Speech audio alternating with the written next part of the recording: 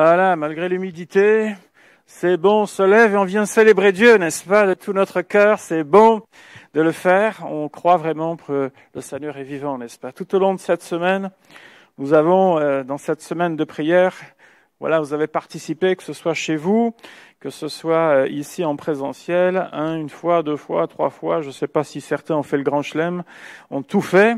Voilà, peut-être les jeunes, il aurait fallu qu'un jeune vienne à toutes les rencontres, mais en tout cas, on a prié ensemble pour porter davantage les fardeaux les uns des autres, n'est-ce pas? Vous avez peut-être prié seul, vous avez peut-être prié en famille. Mais Joël, la semaine dernière, nous a proposé un défi. Vous vous souvenez de ce défi?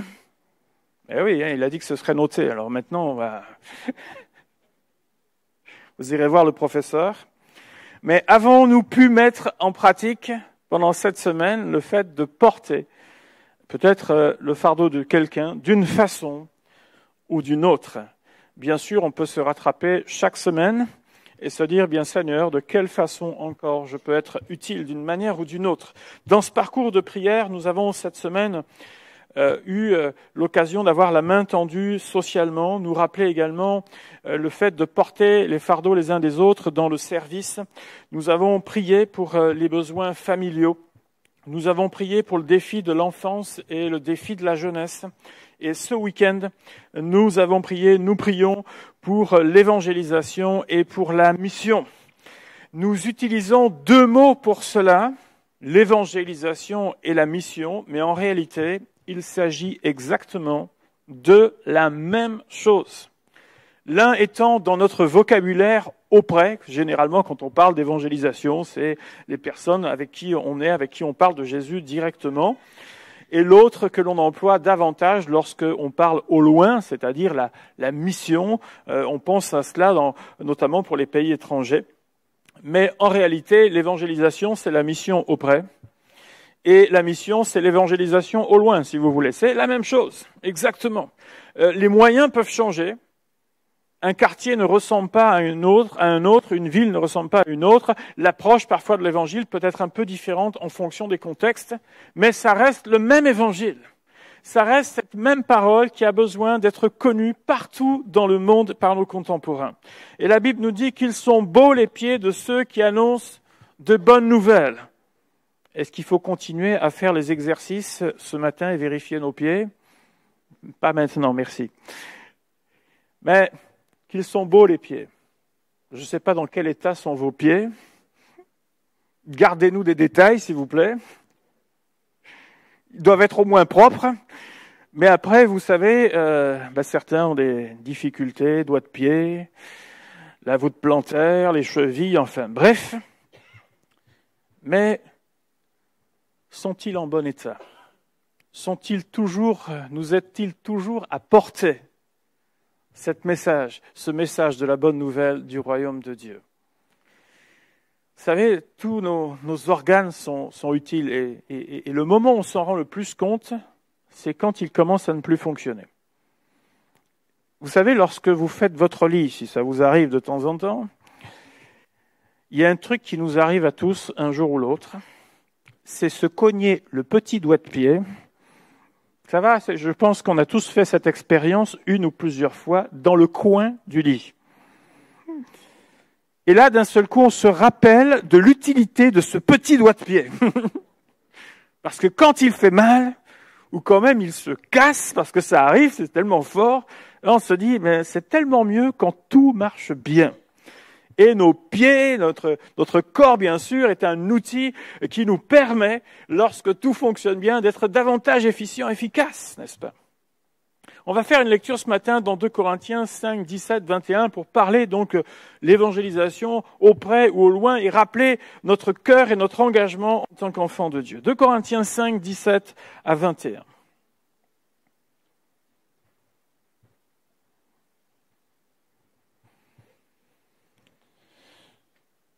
Et nous lisons, si quelqu'un est en Christ, il est une nouvelle créature.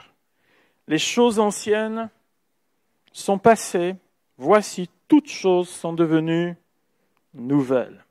Et tout cela vient de Dieu, qui nous a réconciliés avec lui par Christ et qui nous a donné le ministère de la réconciliation. Car Dieu était en Christ, réconciliant le monde avec lui-même, en n'imputant point aux hommes leurs offenses, et il a mis en nous la parole de la réconciliation. Nous faisons donc les fonctions d'ambassadeurs pour Christ, comme si Dieu exhortait par nous. Nous vous en supplions au nom de Christ, soyez réconciliés avec Dieu. Celui qui n'a point connu le péché, il l'a fait devenir péché pour nous, afin que nous devenions en lui justice de Dieu. Amen. Ce texte de la seconde épître aux Corinthiens vient dans tout un déroulé dans ces deux lettres de Paul aux Corinthiens. Et si on veut parler de fardeau, l'Église de Corinthe avait largement contribué à un certain poids qui était sur les épaules de l'apôtre Paul et de ses compagnons, Sosthène qui a coécrit la première lettre, et puis dans la seconde lettre, c'est Timothée qui a coécrit donc cette lettre avec l'apôtre Paul. Et Paul aurait, si on parle de fardeau comme on en a parlé tout au long de la semaine, il aurait certainement aimé que son fardeau soit davantage allégé. Ah oui, il s'en est fait des cheveux. Je ne sais pas combien il lui en restait après ça, mais il s'en est fait quand même. L'avantage, c'est que, comme on le voit, il ne travaillait pas seul. Et bien sûr, il était avec son Seigneur, mais c'était certainement l'occasion pour lui d'échanger, de débriefer avec l'équipe, de pouvoir prier ensemble, de se souder ensemble, d'avoir la meilleure approche. Et Dieu sait que la marge de manœuvre était extrêmement serrée dans cette situation. Mais c'était l'occasion de pouvoir le faire et donc de pouvoir s'entraider et donc de porter ensemble une charge en tant qu'équipe. Et moins d'un an après avoir écrit la première lettre, il va écrire donc cette seconde lettre. L'autorité, et on pourrait même dire la bonne foi de l'apôtre Paul, était à ce moment-là remis en question. Il circulait le bruit, mais est-ce que cet homme est si fiable que ça ? N'avait-il pas un discours de façade, mais des agissements extrêmement différents ?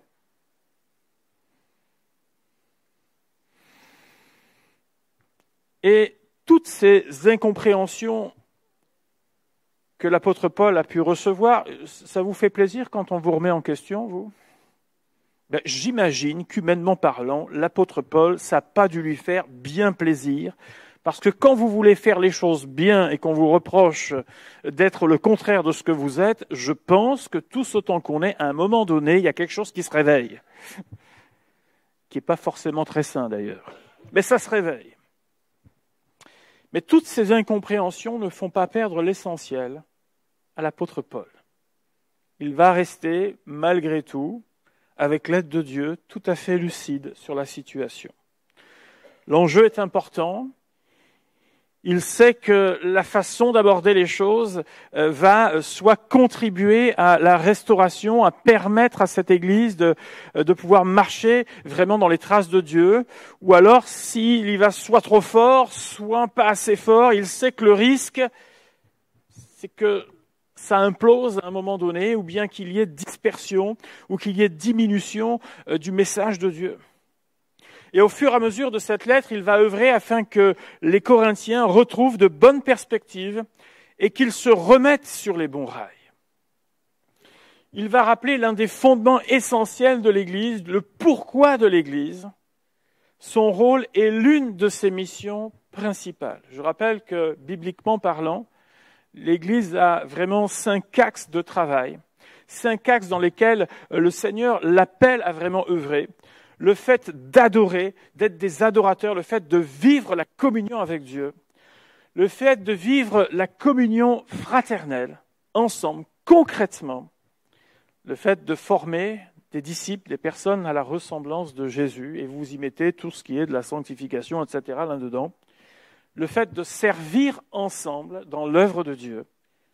Et puis le dernier point, mais on peut les mettre dans l'ordre que vous voulez, le fait de témoigner de Christ, d'évangéliser. Et la question que nous pouvons avoir en tant qu'Église, c'est comment mieux faire dans tous ces domaines pour répondre à la mission de Dieu. Et là, l'apôtre Paul va rappeler cette mission d'évangélisation. témoigner de l'œuvre de Jésus accomplie à la croix.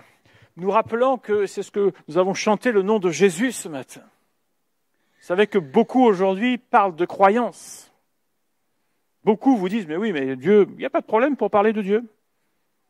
Mais bon, on le voit dans différentes formes, de différentes façons, je dirais presque d'images, de sensations, on pourrait presque dire. Mais commencer à parler du nom de Jésus comme seul sauveur, et là, c'est bizarre, mais les chemins vont commencer à diverger. Christ mort pour nos péchés, Christ mort pour nous libérer, Christ mort à la croix pour nous réconcilier avec Dieu, mais aussi Christ ressuscité, qui a remporté toute victoire à la croix et qui nous donne une vie nouvelle avec lui. Alléluia. Christ qui nous donne également le ministère de la réconciliation, étant des ambassadeurs, c'est-à-dire des représentants de sa personne. Puis là, tout de suite, ça nous responsabilise. Comment ça, le nom de Jésus, là, oui, ambassadeur, représentant de sa personne. Et l'apôtre Paul ira jusqu'à dire que Dieu exhorte, c'est-à-dire qu'il parle même par nous. Je ne sais pas si vous voyez de quoi le Seigneur nous revêt. Mais quelle confiance il fait avec des personnes, vous comme moi, totalement imparfaits. Le reflet de la personne de Jésus. Représenter Jésus. Parler de la part de Dieu aux hommes. Il parle par nous. Et vous avez remarqué qu'il va dire à des gens qui sont en train de se chamailler un peu, sont jamais d'accord, les Corinthiens, qui remettent tout en question, les personnes en question, il est en train de leur dire, vous avez le ministère de la réconciliation. Il est en train de leur dire, vous êtes des ambassadeurs, vous représentez Christ. Il est en train de leur dire, mais Dieu parle par vous. Or, ce qui sort quand même de tout ça, c'est que ce n'est pas toujours le cas, on est d'accord. Et pourtant, l'apôtre Paul va les ramener vers ça. Oh ouais, si vous cherchez une poussière, vous trouverez toujours une poussière. Si vous cherchez un problème, il y aura toujours un problème. Mais l'apôtre Paul ramène les Corinthiens sur le côté noble de la vie chrétienne. L'Église est à la fois profondément spirituelle, c'est-à-dire qu'elle est animée par l'Esprit de Dieu, mais reconnaissons-le aussi, elle est aussi profondément humaine et animée par les hommes et le caractère des hommes. Et tant qu'on sera sur la terre, il y aura toujours des divergences d'opinion, il y aura toujours des divergences concernant certaines approches. Faut-il manier davantage l'amour ou la justice ? Comment on gère ça ? L'amour et la justice. Est-ce qu'il faut, en d'autres termes, être interventionniste, c'est-à-dire que dès qu'il y a un tac, on coupe? Ou est-ce qu'il faut exercer la patience? Jusqu'où exercer la patience? Et ça, ce sont des grands débats, n'est-ce pas? Jusqu'où? Est-ce bien comme ça qu'il faut s'y prendre? Les Normands vous diraient peut-être bien que oui, peut-être bien que non. Comment nous améliorer ensemble? Ce sont des questions qu'on aura toujours sur la terre. Il y aura même toujours des fardeaux. On aura toujours des malades parmi nous. Des situations douloureuses qui sont liées à la vie, tout simplement. Certains qui décrocheront de la foi et ça nous fera mal. Mais c'est une réalité. On aura toujours, Jésus dira, mais vous avez toujours les pauvres avec vous, on aura toujours des situations avec des personnes en difficulté à gérer. Et on veut le faire par la grâce de Dieu. On aura tous des membres de notre famille qui ne sont pas au Seigneur et pour lesquels il y aura une intercession fervente qui montera vers Dieu. Mais Christ nous a donné quelque chose ensemble. Le ministère de la réconciliation en étant ses ambassadeurs. Je bénis Dieu, je ne sais pas comment il s'y prend pour nous faire autant confiance. Mais il nous fait confiance. Et on ne peut pas dire, en tant qu'Église, on ne peut pas dire en tant qu'individu, ce n'est pas mon appel. parce que Christ nous l'a donné. Mais la manifestation, ou comment je peux participer à cela, peut prendre différentes formes et différentes façons. Nous sommes tellement différents les uns des autres. Vous avez des gens, ils ont le contact facile. Ils disent rien, mais ils attirent les gens comme des aimants. Vous connaissez des gens comme ça, vous? Ben oui, juste ils vous sourient et vous êtes à l'aise avec eux et vous commencez à leur raconter votre vie. C'est comme ça. Il y a des gens comme ça. Ils sont tellement avenants que c'est facile. Dieu leur a donné ça. Dieu leur a donné cette capacité-là. Juste leur sourire, ça vous rassure. Et c'est parti. Vous en avez d'autres, ils ont la plume facile. Même si ça se perd un peu de nos jours, il y a encore des belles plumes. Il y a des gens qui vous écrivent des livres, qui vous écrivent des choses, et ça vous fait du bien. Il y a des gens qui ont la parole facile. Lorsqu'ils vous racontent leur témoignage, c'est ni plus, c'est ni moins, c'est juste ce qu'il faut, comme il faut, et ça vous encourage.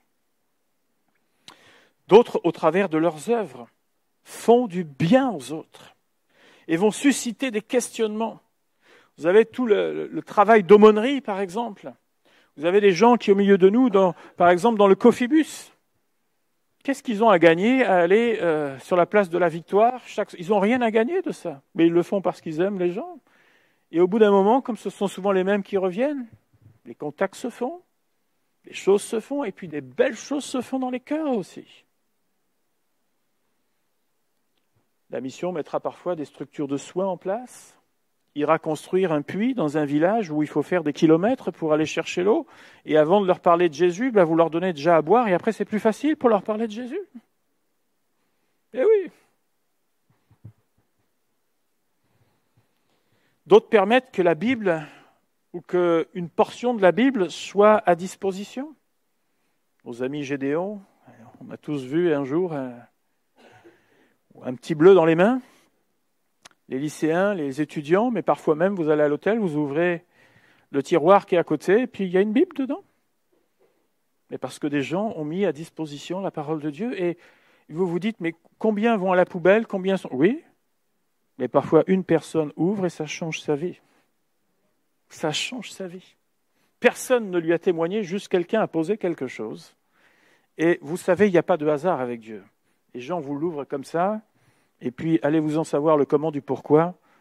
Ce verset transperce le cœur, touche la vie de cette personne, et cette personne se tourne vers le Seigneur. Vous savez, pendant le confinement, de nombreuses personnes sont arrivées dans les églises, personne ne leur a témoigné de Dieu, mais ils se sont mis à rechercher tout seuls en faisant quelques clics, là, se sont mis à écouter, et se sont convertis tout seuls chez eux, en recherchant le Seigneur. Béni soit Dieu pour ça. D'autres vont créer justement des sites internet, vont créer des programmes, vont faire des plateformes numériques pour que des internautes soient touchés. Béni soit Dieu pour les nouvelles technologies. D'autres vont enseigner la parole aux enfants, à nos ados, à nos jeunes. Savez-vous que ce matin, dans différentes pièces de l'église, il y a plusieurs endroits où le nom de Jésus est annoncé. Et la réunion d'évangélisation, à la limite, elle n'est pas là ce matin. Elle est derrière, elle est à l'étage là-bas, où des monos s'engagent pour parler de Jésus à nos ados, à nos enfants, afin qu'ils se tournent vers lui. Ils sèment la parole dans leur cœur. Merci Seigneur pour ce travail, pour ces personnes qui prennent à cœur tout cela. D'autres vont ouvrir leur maison pour un groupe de prière au sein duquel parfois une nouvelle personne va venir, va être à l'écoute de la parole, de certains témoignages, de certains échanges, va prier, va avoir des exaucements à la prière, et leur cœur va être touché également. D'autres vont utiliser tout type d'art. D'autres quitteront tout pour aller vers un peuple non atteint par l'Évangile. Certains aideront à la formation d'ouvriers afin qu'ils soient envoyés dans la moisson. D'autres vont aider financièrement pour soutenir des projets missionnaires, projets même dans le développement, par exemple, d'églises au milieu de nous. Notre assemblée, donc une partie de nos offrandes, sert également, l'Assemblée soutient des projets d'implantation d'églises qui sont en cours régulièrement dans notre pays. On le fait. Pourquoi ? Parce qu'on croit que l'œuvre de Dieu se fait. Par la grâce de Dieu, on pourrait dire, oui, mais nous, on a besoin, oui, on peut améliorer et tout plaquer en or un jour, mais ça nous servira à quoi? Les finances doivent servir en priorité à la diffusion de l'Évangile. Doivent permettre que le nom de Jésus soit davantage connu.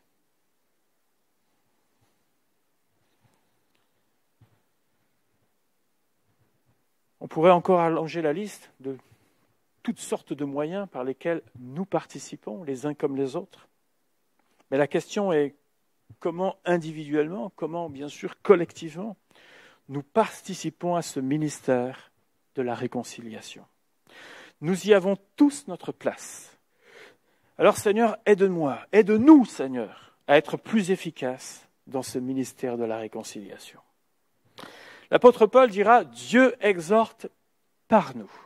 C'est-à-dire que notre vie est comme un livre ouvert. Et tous ceux qui, sur leur lieu de travail, par exemple, ont pu témoigner et dire, ben voilà, je suis croyant, etc., vous le savez, il y a un œil sur vous particulier. Et le jour où vous vous loupez, oh là là, il y a des sourires. Hein. Ah, toi le croyant, là.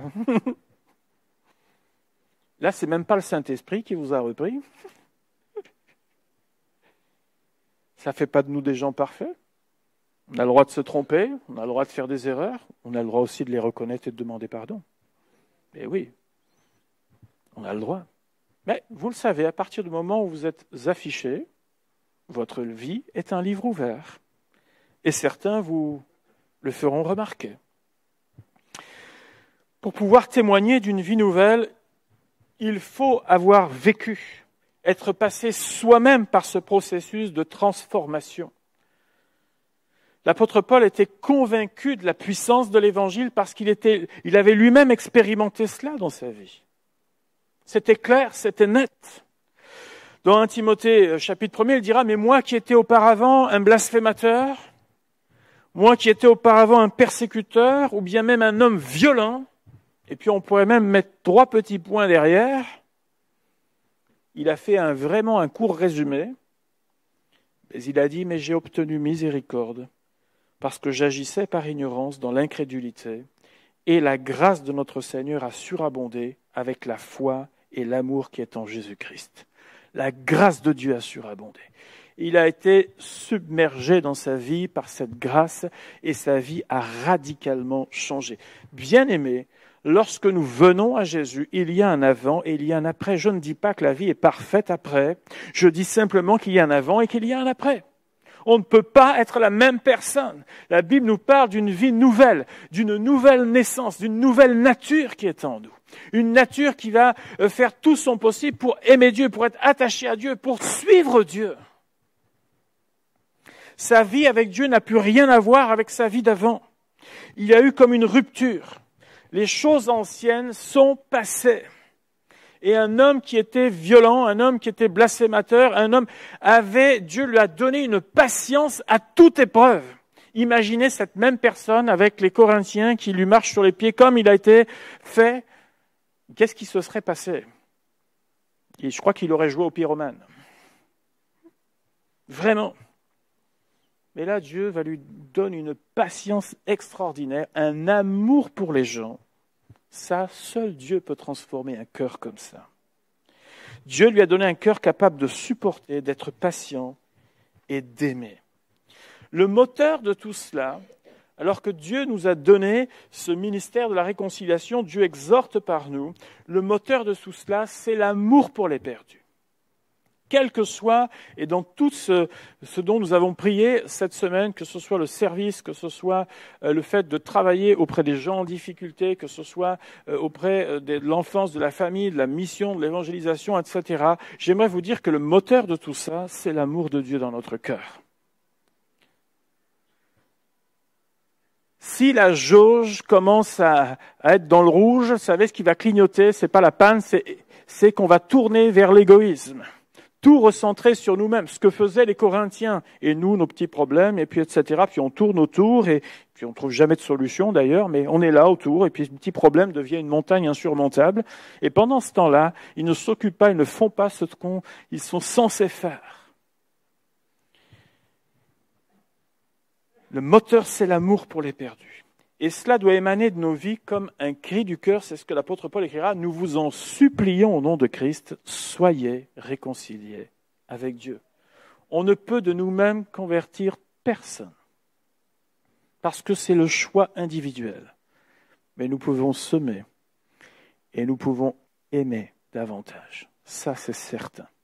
Et on ne sait jamais ce que la semence va produire dans un cœur jusqu'au dernier souffle. On aura des surprises, on en aura des bonnes, de gens où vous comme moi, on n'aurait même pas misé la moindre pièce, et pourtant ils seront sauvés. Puis on aura peut-être des surprises dans l'autre sens, où certains auront vécu une vie double toute leur vie, et Jésus leur dira, eh bien désolé, mais je ne te connais pas. C'est une réalité également. Mais l'amour de Dieu dans nos vies nous communique cet amour envers les perdus.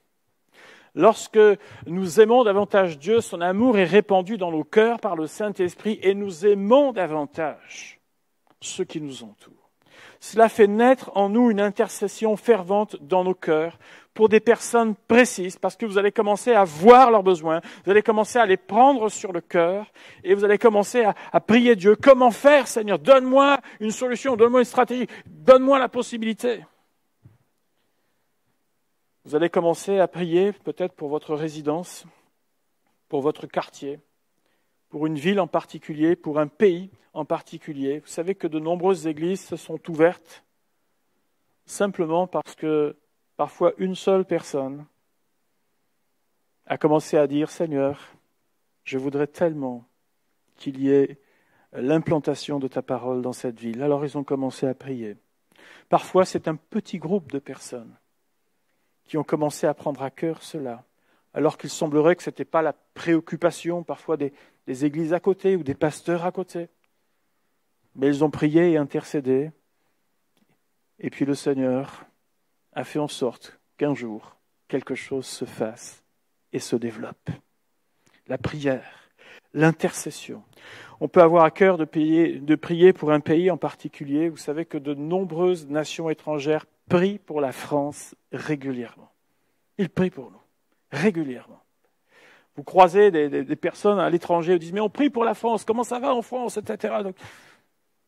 Et parfois je me pose la question, mais pour combien de pays est-ce que nous intercédons régulièrement? Oui.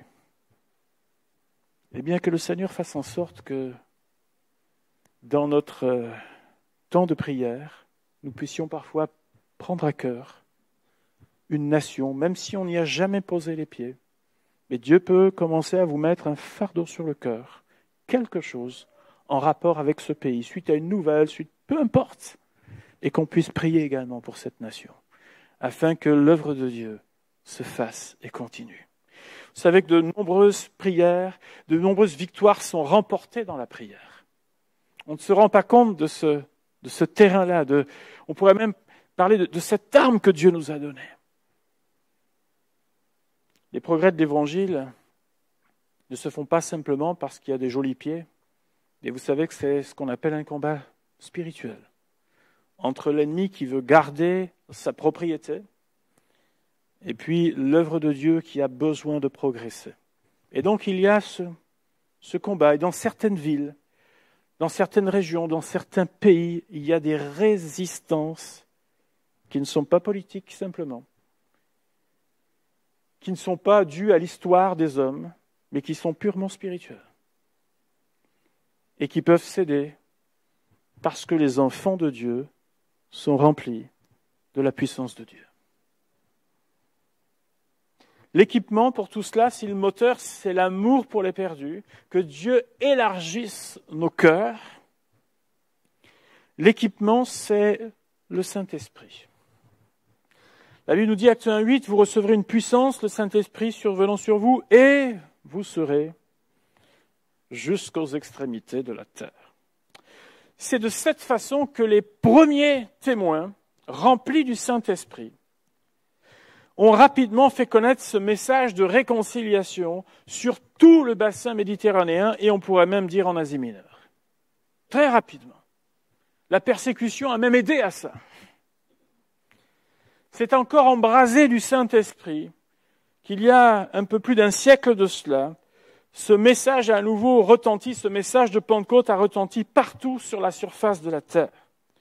Avec ces points cardinaux que certains se rappellent bien, Jésus sauve, Jésus guérit, il baptise de l'Esprit et il revient bientôt.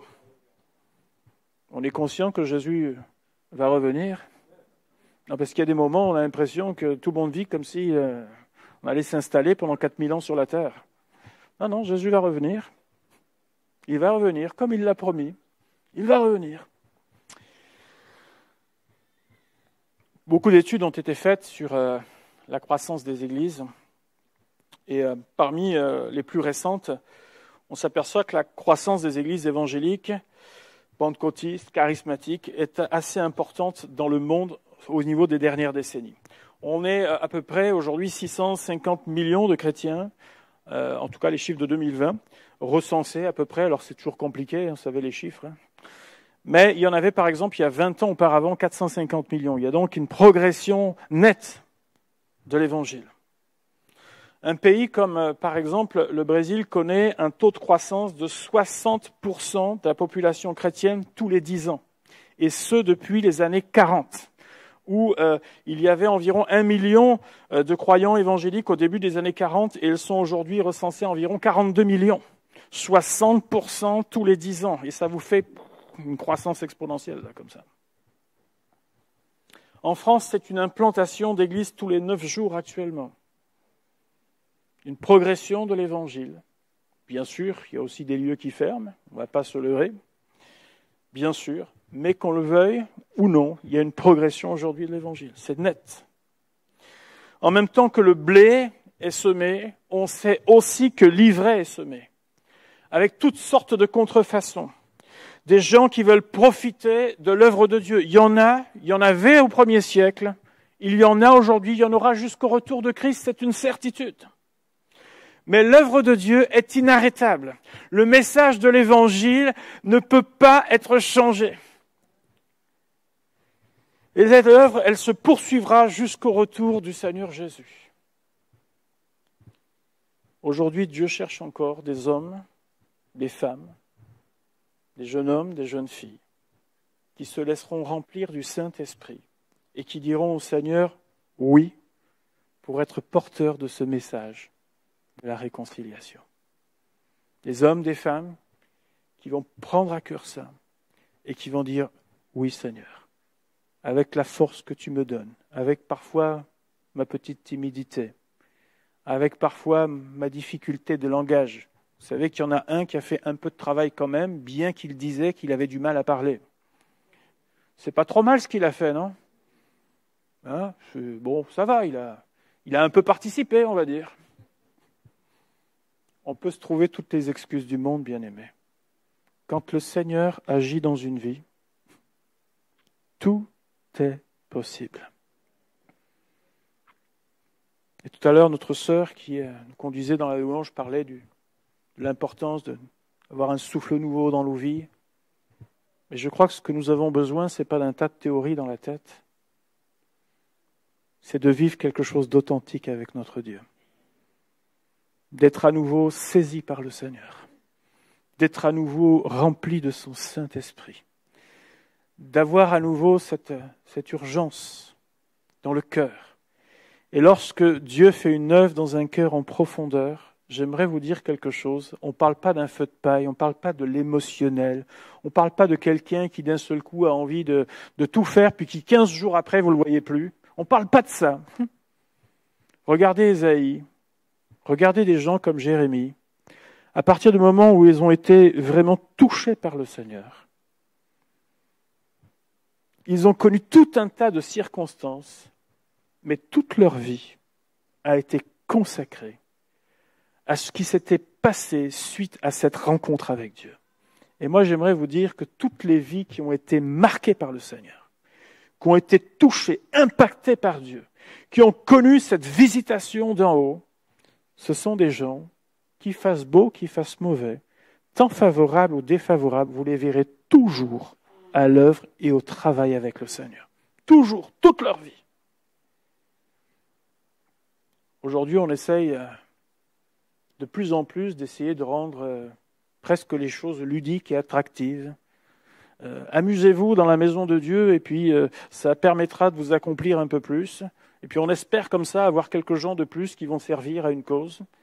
Mais j'aimerais vous dire que le véritable service prend naissance quand on est au pied de notre Seigneur. Le véritable service, la véritable consécration prend naissance lorsqu'on dit « Seigneur, me voici. Je ne mets pas toutes mes conditions. Je te donne une feuille blanche, Seigneur. Je la signe en bas. Et Seigneur, je te suis maintenant. » Et à partir de là, Dieu fait quelque chose. Dieu fait quelque chose dans nos cœurs. Dieu nous conduit. Et même des gens auxquels vous n'aurez pas pensé, Dieu commence à les utiliser. Parce qu'il voit des cœurs bien disposés, bien aimés. J'aimerais vous dire ce matin que ce ministère de la réconciliation, que le fait que Dieu parle par nous, c'est une responsabilité extraordinaire que Dieu nous donne. Mais en même temps, elle demande quelque chose. C'est un cœur qui rencontre son Seigneur. Un cœur qui aime son Dieu. Un cœur qui se laisse transporter par Dieu. Un cœur qui se laisse remplir par Dieu. Un cœur qui a faim et soif de son Dieu. Et ainsi, nous ne verrons pas chaque chose comme des montagnes impossibles à traverser.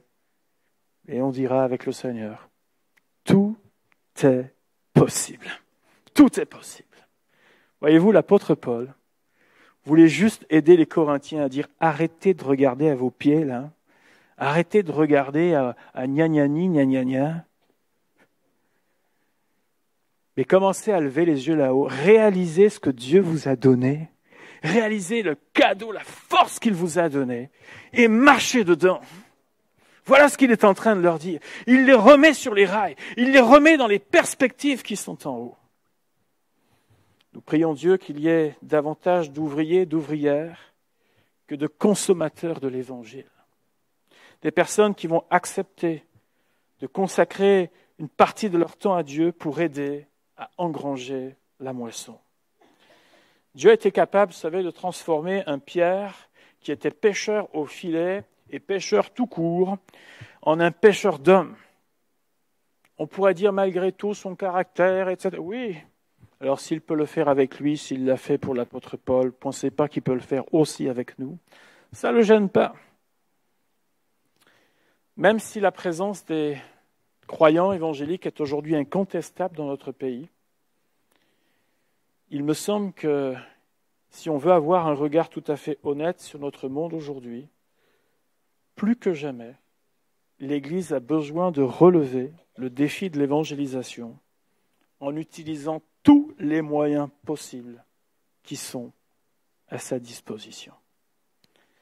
L'apôtre Paul dira « Malheur à moi si je ne prêche pas l'Évangile ». Et il ne le disait pas dans le sens « il va m'arriver quelque chose ». Mais je crois, en tout cas, c'est comme ça que je comprends ce texte, c'est qu'avec toute la révélation qu'il a eue, avec l'expérience qu'il a eue avec Dieu, mais pauvre de moi, si je garde ça pour moi, pauvre de moi. Et je crois que nous avons un trésor qui est là, dans des vases de terre que nous sommes, et ce trésor a besoin d'être partagé. Alors, si vous voulez bien, ce matin, on va juste prier et dire, Seigneur, élargis mon cœur.